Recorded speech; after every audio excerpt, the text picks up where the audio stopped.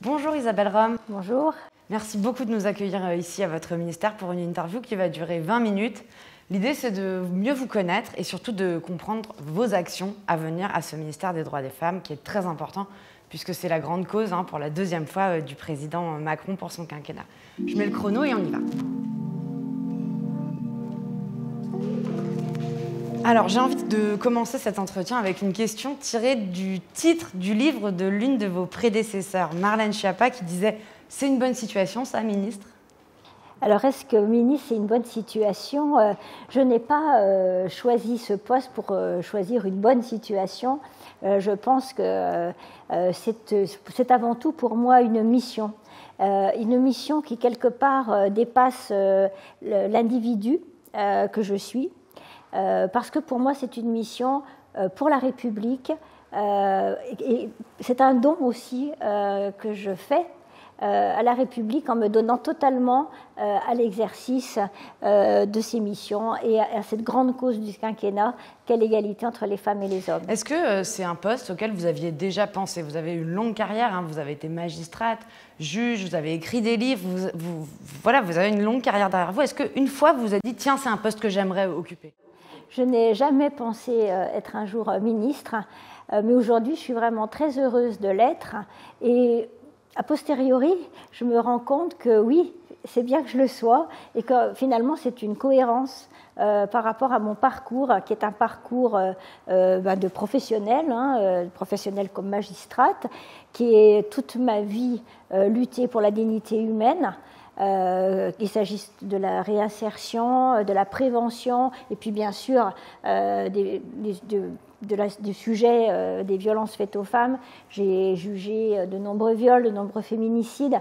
Donc bien sûr, il y a tout cet aspect-là, et puis aussi tous les engagements que j'ai pu avoir tout au long de ma vie, justement pour mieux faire respecter l'égalité, pour faire respecter la dignité des femmes, des hommes, et vraiment aussi pour l'égalité des chances. Donc pour moi, ce ministère est une cohérence dans mon parcours, mais aussi une cohérence dans ce qu'il est, c'est-à-dire il a en son sein l'égalité entre les femmes et les hommes, l'égalité des chances, la diversité et la lutte contre les discriminations, racisme, antisémitisme, haine anti-LGBT.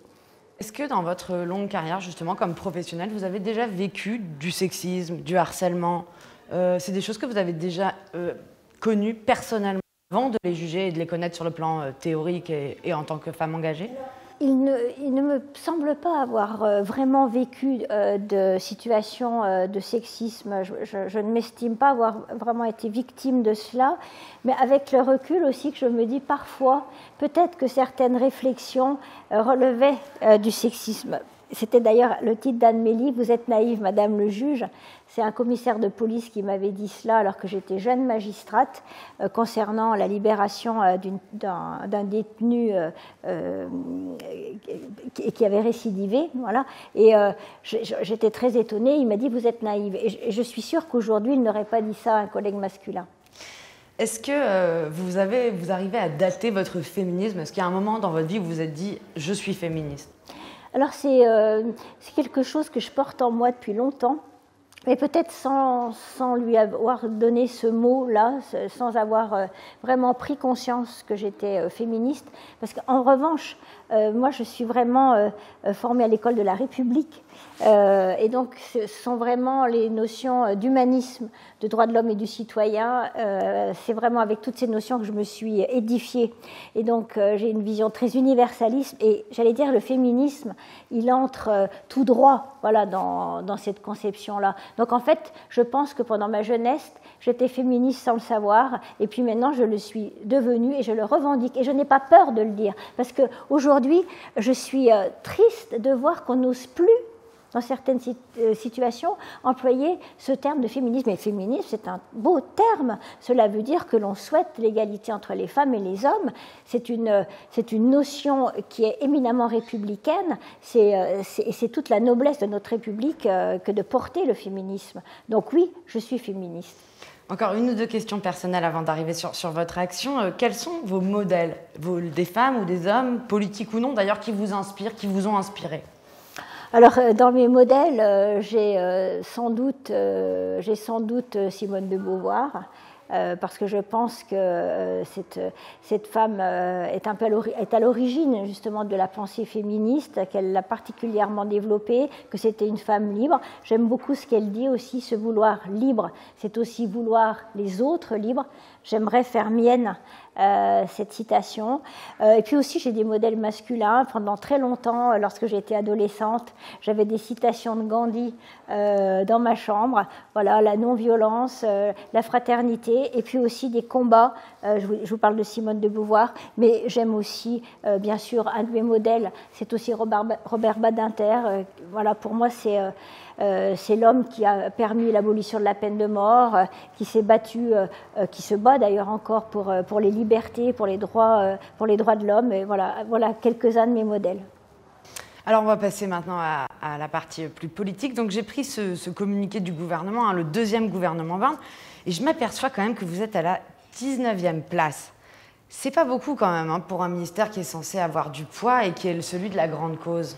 Alors c'est un ministère délégué auprès de la Première ministre et en fait je pense qu'il a vraiment sa raison d'être en étant ministère délégué auprès de la Première ministre. Parce que c'est une politique qui est transversale, la politique de l'égalité entre les femmes et les hommes, et franchement, de manière tout à fait naturelle, je pense qu'il n'a pas vraiment de raison d'être en étant un ministère qui n'aurait pas cette vocation. C'est-à-dire qu'en fait, comme je le dis parfois, c'est un ministère de combat. C'est-à-dire que c'est un ministère qui doit convaincre et qui doit impulser, qui doit coordonner. Et donc il a vraiment cette vocation à l'interministérialité. Et puis le fait d'être rattaché à la Première ministre montre que c'est aussi une priorité gouvernementale. Mais en 2017, Emmanuel Macron, il avait promis que le ministère des droits des femmes serait un ministère de plein exercice. Vous regrettez quand même que cette promesse n'ait pas été tenue ? Alors, franchement, je n'ai pas, très franchement, je ne connaissais pas cette promesse. En tout cas, le fait d'avoir pris ces habits de ministre délégué me convient et je me dis, mais oui, c'est tout à fait normal que ce soit un ministère délégué, justement par rapport à cette interministérialité et à cette grande cause finalement gouvernementale, présidentielle. Mais on a quand même moins de moyens quand on est ministre délégué, on a moins d'administration, moins de personnes dans son cabinet, c'est pas un peu dommage pour la cause ? Après, si vous voulez, les services rattachés au ministère de l'égalité entre les femmes et les hommes resteront de toute façon assez restreints, parce qu'en fait, nous travaillons avec l'ensemble des directions, des différents ministères. Hier, par exemple, j'ai passé 3 heures dans un comité de suivi des mesures du Grenelle des violences conjugales, et j'avais autour de la table, il me semble, à peu près une douzaine de ministères représentés par leurs administrations centrales, et c'est comme cela qu'on agit. C'est-à-dire que moi, je ne vais pas agir à la place du ministère de l'Intérieur, de la police, je ne vais pas agir à la place du ministre de la Justice, du ministre du Logement. Ce sont toutes ces politiques-là, en revanche, qu'il faut conjuguer, qu'il faut coordonner, voilà, il faut irriguer cette question de l'égalité femmes-hommes partout. Est-ce que, toujours sur ce gouvernement, est-ce que vous diriez qu'il est paritaire ? Certains ont critiqué, vous avez dû voir ces critiques, un gouvernement paritaire de façade. Oui, alors je pense que c'est toujours un peu facile de dire façade. Ce qui est sûr, c'est qu'on a une femme première ministre, et pas la moindre, qu'il est paritaire, je vais dire, sur le plan des effectifs. Et la première ministre, c'est quand même le poste le plus élevé. Il n'y en avait pas eu depuis Édith Cresson. En plus, voilà, moi, c'est quelqu'un que j'apprécie beaucoup, qui représente justement le fait d'avoir brisé tous les plafonds de verre, d'être extrêmement volontaire, de porter aussi pleinement, et elle le répète souvent, ce sujet de l'égalité des chances. Elle dit qu'elle sera une combattante de l'égalité des chances, de l'égalité entre les femmes et les hommes. Donc voilà, pour moi... J'imagine que la féministe que vous êtes, vous auriez aimé voir plus de femmes ministres tout en haut. Là, il n'y en a que 5 sur 16 ministres. Et quand on prend les secrétaires d'État tout en bas, là, c'est l'inverse. Sur 10, elles sont 9 femmes et un seul homme. C'est quand même un peu toujours la même chose, non ? Oui. Bon, voilà, j'en reste au fait qu'on a une première ministre. Je vous rappelle aussi que pour la première fois, alors c'est pas tout à fait le gouvernement, mais c'est quand même la majorité, on a une femme présidente de l'Assemblée nationale, présidente de groupe. Je pense que les femmes font leur entrée massivement dans ce quinquennat. On va parler d'un sujet qui est très important, ce sont les féminicides. Je ne sais pas si vous avez vu les derniers chiffres, on est presque à 60 féminicides au 12 juillet aujourd'hui, c'est-à-dire que ça ne baisse pas. Est-ce que c'est l'une de vos priorités? Comment faire? Alors bien sûr que faire baisser ce chiffre complètement morbide, c'est une priorité, et j'allais dire peut-être la première des priorités. Il me semble que depuis le dernier quinquennat, nous avons beaucoup avancé, notamment depuis ce Grenelle des violences conjugales. Quand on regarde les chiffres, pas tant que ça. Alors, en 2019, 146 féminicides. Oui, justement, 2019, c'était avant le Grenelle. On était à 146 donc en 2019, parce que je vous rappelle que le Grenelle, c'est la fin d'année, c'est septembre-novembre. En 2020, en revanche, nous avions une baisse assez conséquente, je crois que c'est entre 102 ou 103. Avec des moyens supplémentaires mis pendant le confinement. Voilà. Et je rappelle que c'était tout de même la première fois qu'on avait un chiffre aussi bas depuis 2006, année du décompte des féminicides. Et qu'en 2020, et pourtant c'était l'année du confinement où on a eu quand même un risque très élevé de féminicide compte tenu de l'enfermement des familles et donc qui est très propice au passage à l'acte. Je pense que nous sommes arrivés à faire baisser ce chiffre en 2020 parce que tout était vraiment conjugué, c'est-à-dire qu'on voyait que les policiers faisaient des interventions dès qu'ils étaient appelés, et donc éviter le pire. La justice fonctionnait, les associations ont inventé des manières d'être présentes, on a permis le dépôt de plainte en pharmacie, on a mis en place plus tous les numéros 39 19 17, le 114 par SMS, voilà. Et en fait, on voit, et puis une mobilisation très forte de tous les acteurs sur le terrain, à tous les niveaux, sur tous les territoires. Et je pense que grâce à toute cette mobilisation, à tous les dispositifs mis en place, on a évité le pire, justement, et donc pour la en suite, 2020. comment et donc, faire en pour fait, que ça je baisse quand même en fait, beaucoup demandent, vous savez, les associations, oui, elles demandent 1 milliard d'euros. C'est toujours un peu difficile de parler chiffres parce que tout féminicide, effectivement, c'est un féminicide de trop. Je pense néanmoins qu'on est quand même dans un mouvement qui va plutôt quand même vers une baisse par rapport justement aux années avant Grenelle. Voilà. Mais c'est toujours difficile, je le reconnais. Voilà. Et on ne peut jamais se satisfaire de ce chiffre. Ce que je peux dire, c'est qu'il y a une vraie volonté, mais pas seulement. C'est-à-dire que, voilà, je pourrais vous faire tout l'inventaire. Les associations, elles disent, vous le savez par cœur, qu'il manque des places, qu'il manque quand même des formations chez les policiers, qu'en justice, il manque des moyens. Il faut aussi un petit peu rendre, je veux dire, à César ce qui est à César. C'est-à-dire qu'on a 157 000 policiers et gendarmes qui sont maintenant formés. On a 417 intervenants sociaux dans les commissariats, les gendarmeries pour accompagner justement les femmes quand elles déposent plainte. On va avoir 9 000 places d'hébergement d'urgence. C'est une hausse sans précédent, 80% d'augmentation de places d'hébergement. Je pourrais vous citer par exemple les téléphones grave danger. On en avait 300 début 2019, on en a 4000 déployés aujourd'hui. Enfin, si vous voulez, je pourrais prendre des tas de mesures. On voit quand même qu'il y a une explosion positive de tous les dispositifs, ce qui montre d'une volonté, mais aussi des moyens et une mobilisation forte de tous les acteurs. Et hier, je vous disais que j'avais tenu ce comité de suivi. Franchement, voilà, quand je vois tous les ministères réunis, je n'en vois pas un qui ne se soit pas engagé dans cette lutte contre les féminicides. Mais quand on voit, par exemple, que pour le pouvoir d'achat, et c'est très important, 20 milliards d'euros sont déployés par Bercy, 15 milliards pour la police. Comment ça se fait qu'on ne trouve pas 1 milliard pour les femmes et les violences? C'est un petit peu plus compliqué que ça, parce que, comme vous le savez, c'est une politique interministérielle. Donc il faut aussi regarder ce que chaque ministère met sur l'égalité femmes-hommes, enfin, sur la lutte, sur cette thématique de la lutte contre les violences faites aux femmes. Donc là, je suis vraiment en train de faire bien identifier, parce que vous voyez, moi, je n'aime pas dire des chiffres si je ne les ai pas vraiment vérifiés. Donc là, je vais quand même vous le dire, mais tout en ayant les précautions d'usage, c'est-à-dire que je suis en train, parce que moi, je suis quelqu'un de rigoureux, donc je n'annoncerai jamais un chiffre si je ne l'ai pas vérifié. De ce que je peux comprendre, c'est que le milliard, il y est. Mais justement, si on fait la somme, de ce que mettent. Il y a même plus. Et dedans, il y a la diplomatie féministe. Si on met la totalité. C'est pas du tout ce qui a été fait en Espagne et ce que réclament les associations, ce qui oui, serait en fait concentré contre les violences. Mais je pense que. Vous allez vous battre auprès de Bruno Le Maire quand même pour augmenter le budget ou pas? En fait, j'ai déjà eu d'ailleurs une discussion avec Gabriel Attal. Voilà, donc je ne peux pas vous révéler.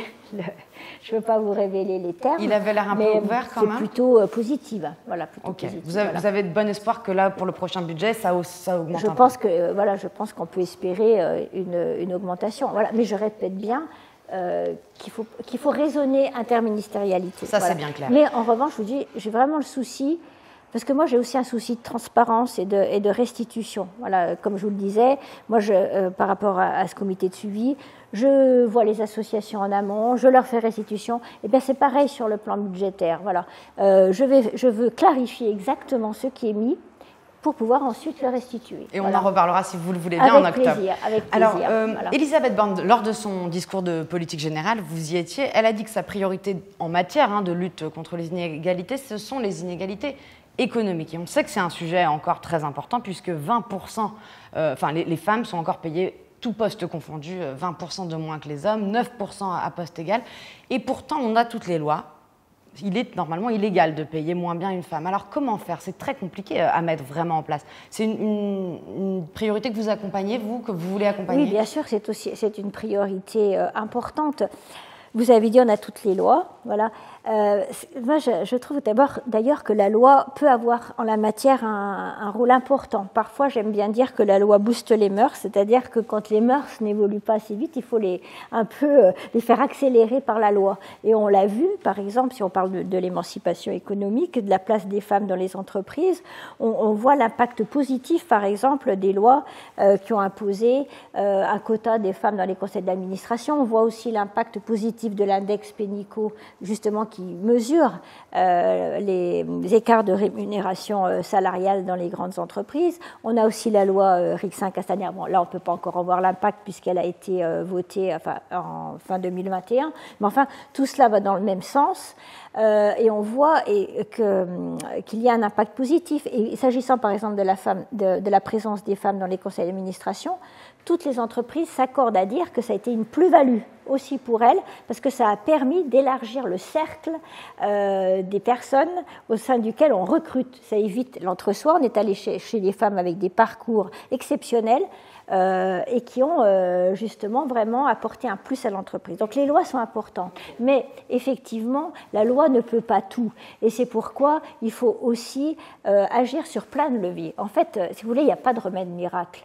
Ce sont plein de leviers qu'il faut actionner. Donc il y a le levier de la loi, il y a le levier, bien sûr, de l'éducation, de la lutte contre les stéréotypes, et ça c'est quasiment dès le plus jeune âge. Pourquoi est-ce qu'une fille sera peut-être attirée par des professions qui sont peut-être moins rémunératrices, qui n'induisent pas forcément un exercice de responsabilité ou de pouvoir, mais plus justement sur le soin apporté à l'autre. Voilà. Donc il faut agir très tôt. Et puis ensuite, je pense aussi qu'on a des sujets. D'ailleurs, j'entends bien travailler cela aussi avec le monde de l'entreprise. Je pense aussi en matière et je l'ai fait aussi au sein du ministère de la Justice, donc au sein de la fonction publique, c'est aussi travailler sur la gestion des ressources humaines. C'est-à-dire, on voit très bien qu'un des nœuds aussi de ce fameux plafond de verre, c'est aussi le problème de l'équilibre entre la vie professionnelle et la vie personnelle. Voilà. Et que parfois, vous voyez, à 38, 40 ans, eh bien, c'est l'âge où des femmes peuvent accéder à des postes de responsabilité, mais que souvent, parce que le modèle familial est encore un peu celui-là, même s'il évolue, elles ont encore des enfants en bas âge, qui fait que peut-être elles ne prendront pas ce poste-là. et qu'après le train sera passé et qu'elles ne rattraperont pas le retard qu'elles ont pris. Donc, vous voyez, comment contraindre les entreprises? Tout ne réside pas dans la contrainte aussi. Je veux dire, la loi, c'est bien, je vous dis, elle existe, et je ne rejette pas tout ce qui est contraignant, vous l'avez bien compris, mais je pense que tout ne réside pas là. C'est-à-dire il y a de l'éducation, de la prévention, et aussi, bien sûr, élargir le cercle du possible. Voilà, je pense qu'il faut, et puis ça veut dire aussi des conventions, enfin voilà, c'est toute une série de mesures qu'il faut mettre en place. Et en tant que ministre de l'égalité femmes-hommes, je peux être aussi à l'origine de ces mesures-là, où je peux les préconiser, les porter, les insuffler. Il nous reste quelques minutes. Il y a aussi le congé paternité, dont on dit qu'il peut faire beaucoup pour aider justement la carrière des femmes, qui souvent est aussi hachée, comme vous le disiez, après la naissance des enfants. Est-ce qu'il faut aller plus loin que ce qu'a déjà fait Emmanuel Macron lors du premier quinquennat, c'est-à-dire le passer à 28 jours? Alors, ce qu'il faudrait déjà, et là d'ailleurs j'aimerais aussi bien faire un point là-dessus.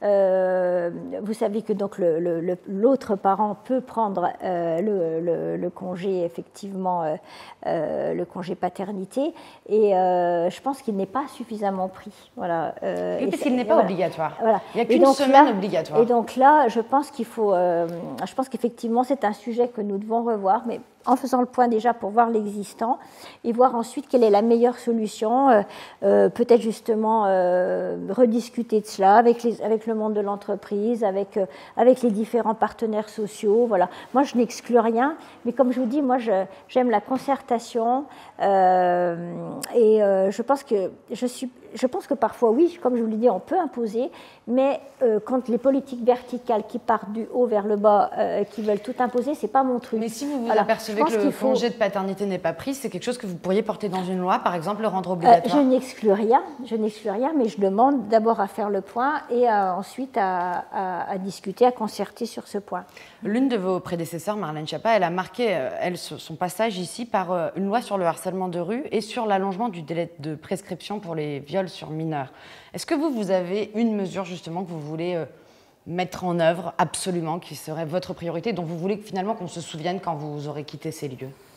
Alors, il y a peut-être plusieurs mesures que j'aimerais prendre, mais enfin, il y a quand même là une actualité qui me semble assez criante, c'est la constitutionnalisation du droit à l'avortement. Voilà, puisque notre loi a dépénalisé l'avortement donc en 1975, mais donc nous savons que la Cour suprême des États-Unis donc a privé le droit à l'avortement de cette protection constitutionnelle, et on voit d'ailleurs que donc plusieurs États le remettent en cause aujourd'hui aux États-Unis.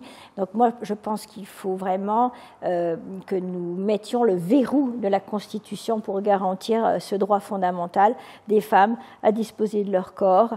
Voilà, pour moi, c'est un fondamental et je mettrai vraiment toutes mes forces à porter cette réforme constitutionnelle. Vous pouvez presque nous garantir que ce sera fait dans les 5 ans? Ah ben écoutez, moi j'aimerais vraiment pouvoir le garantir. Je ne peux pas vous le garantir. Vous savez bien que voilà, je ne suis pas seule et c'est la démocratie. Voilà. Mais en tout cas, moi je mettrai toutes mes forces pour que ce le soit. Quelques questions supplémentaires. Votre ancien collègue Damien Abad a été écarté parce qu'il était accusé de viol du gouvernement, du deuxième gouvernement Borne, mais il a été maintenu dans tout le premier. À ce moment-là, on vous a peu entendu, vous étiez mal à l'aise par ce maintien? Honnêtement, c'était plutôt lié au fait que j'arrivais et que voilà, j'avais aussi une feuille de route qu'il fallait dessiner, etc. Donc ce n'était pas lié, enfin, je veux dire, à un malaise quelconque de ma part. Voilà, honnêtement, la Première ministre a souhaité justement qu'il ne soit plus dans le gouvernement. Elle a employé le terme d'exemplarité. Voilà, moi ça me va très bien. C'est un terme dans lequel je me retrouve. Et vous êtes en phase avec cette décision? Je suis complètement en phase avec la décision. Et votre collègue Chrysoula Zakharopoulou, elle, la secrétaire d'État chargée du développement, elle est aussi visée par 3 plaintes pour viol. Elle a été maintenue en poste. Est-ce que ce n'est pas un 2 poids 2 mesures? Alors, moi, il faut être quand même extrêmement prudent. Il y a une enquête qui a été ouverte par le parquet. Donc, franchement, moi, je ne souhaite absolument pas m'exprimer sur ce sujet. Voilà. Ça fait 2 mois et demi que vous êtes nommé ministre. Est-ce que vous avez vu Emmanuel Macron? Alors oui, je l'ai vu. En tête à tête je l'ai vu au Conseil des ministres, voilà, et voilà, il a pu rappeler justement l'importance pour lui de cette grande cause du quinquennat, l'égalité entre les femmes et les hommes. Voilà, et j'ai compris aussi combien la priorité de faire chuter, je veux dire, ces féminicides pour lui était vraiment fondamentale. Dernière question. Elisabeth Borne, quand elle est arrivée à Matignon, elle a dédié sa nomination à toutes les petites filles. Si vous aviez un mot, vous, pour ces petites filles ou peut-être jeunes filles qui nous écoutent, ce serait quoi? Alors, un mot pour toutes ces petites filles et ces jeunes filles, je pense que c'est oser, ne vous résignez jamais et nous vaincrons. Merci beaucoup Isabelle Rome. Je vous en prie.